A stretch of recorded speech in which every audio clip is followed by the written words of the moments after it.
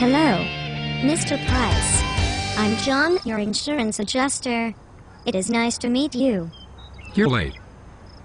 I'm sorry, did you say that I was late? Yes. It is 2:06 p.m. You said you would be here at 2 o'clock. Oh? When we spoke on the phone I told you that I would be here between 2 o'clock and 2:15. Well, I have been waiting for 6 minutes. My time is valuable. Never mind the fact that I skipped lunch to be here on time since I have been assigned far more work today than I can reasonably accomplish in a week. Okay. I apologize for the misunderstanding. Well then, you reported that you had severe damage to your home due to a fallen tree. Yes. It was terrible. I'm surprised the house is still standing. I'm glad you are okay. I am rolling my eyes on the inside. I must admit, I'm a little confused. I don't see any signs of damages or the tree that fell. Of course you don't. I had it all repaired. Okay. I hope that's not a problem. Well, it does make it very difficult for us to assess the damages. Did you take any pictures? No. Did you save any of the damaged material? No. Did you save any of your receipts? No. Did you do anything to document your loss? No. Why was I supposed to do anything? That's your job. Alrighty then.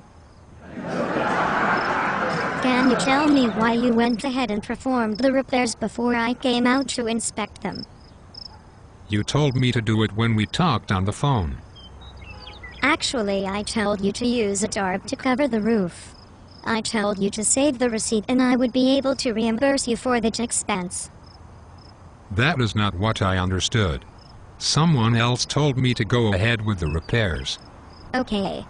Do you know who you spoke with? No. Do we have a problem here? Oh, yeah. He has a problem.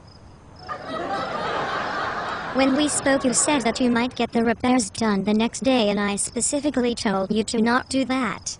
I explained that we would need to inspect them before any work was done. But I had to have it fixed. It couldn't wait 2 days. A tarp is blue and it wouldn't have looked nice on my roof. I couldn't live like that.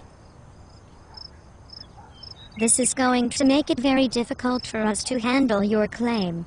You probably should have been here quicker. I actually rescheduled other appointments so I could see you sooner since you indicated that the damage was severe and you may not be able to stay in the house. Yes.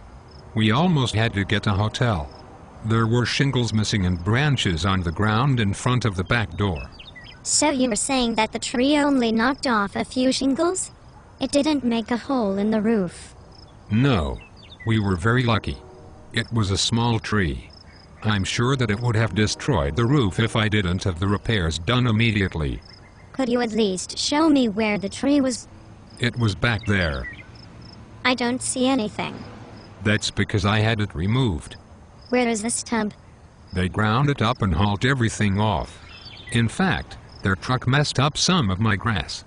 I'm going to need you to pay for the grass too. Unfortunately, the policy won't cover the damages to your grass. Yes, it will. No, that would be an issue that you would need to take up with the person that performed that service. I'm not happy about this. You will be paying for the rest of my damages though, right? Do you have any idea what was damaged? Maybe I can reconstruct the scene and write an estimate if you can provide me any information at all. I paid them $4,000 to do the work. Unfortunately, that doesn't tell me anything. It tells you how much to pay me, doesn't it? No, sir. We need to quantify the damages to make sure we pay what is owed. It sounds like you may have paid way too much for such a small repair. But that is what they charged. You could have had your entire roof replaced for $4,000. You owe what I pay. How much more complicated can it be?